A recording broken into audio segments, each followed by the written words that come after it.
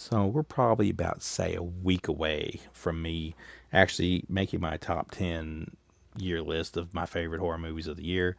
A few things I wanted to get in before I made a list because I wanted to give everything a chance, at least the big titles a chance.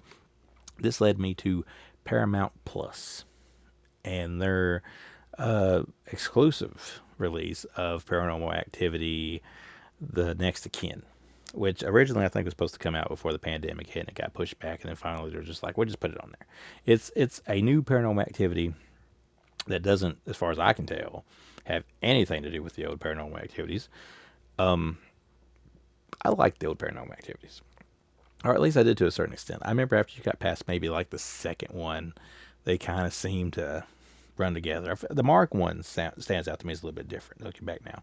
The first one, they become what it was, but still, Paranormal Activity is kind of what you got to thank for all those found footage movies that we got for years, and we still get a bunch of them today.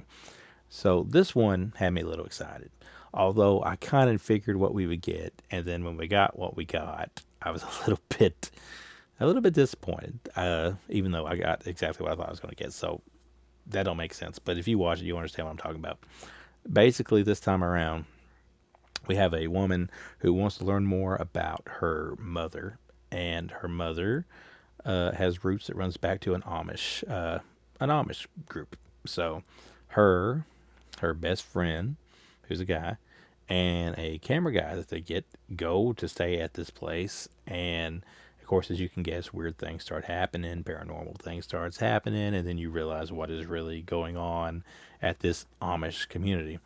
Uh, it builds suspense probably just as good as most of the old ones did. Uh, so I mean, you know what's going to happen. It's going to be a slow burn. Weird things going to happen, and then finally at the end, I'm just going to hit everything with you at one time. But the positives in it. Here's the positives in it. The acting's good enough. Some characters are annoying. Some of the bad guys are a little too cartoony, but the leading lady, the main woman, is fine and dandy. You don't necessarily want to see nothing bad happen to her, which is a good thing for a movie like this.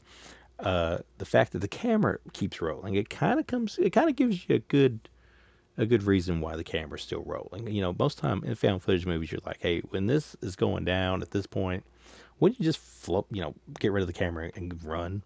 But they're kind of stuck in a snowstorm. They're stuck in a dark situation. So several times. So basically, they need the camera's light to see. So they have a pretty decent reason why the camera's still going.